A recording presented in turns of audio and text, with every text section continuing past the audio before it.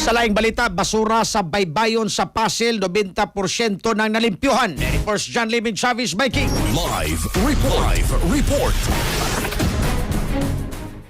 Gipahibaw ni Cebu City Mayor Nestor Archival nga ana-ana sa 90% nahuman ang ilang nagpadayong coastal cleanup operation sa baybayon sa Barangay Pasil. Matod sa mayor nga nakong kausaban na ang makita sa lugar tungod sa pagtinabangay sa Cebu City Government, DPWH, Barangay Pasil ug Barangay Ermita. Dugang niini nga gilauman nilang mahuman na ang nabiling 10% sud sa 7 ka adlaw pinaagi sa padayong koordinasyon sa mga ahensya ug barangay. So kung maagi mo din na karon, 90% of the garbage that are actually there for so many years, natangtang na nato. And we hope in the next 7 days, we will be completing and removing all of those.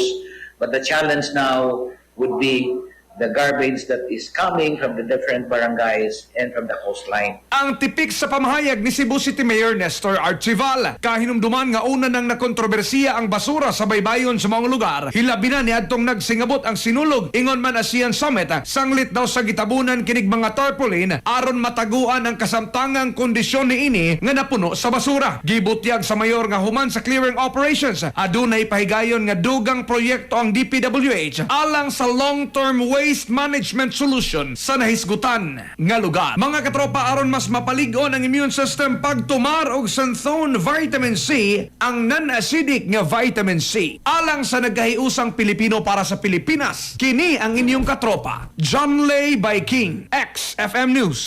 XFM report. Cellphone Plus Gold, mapalit sa mga butika sa inyong lugar.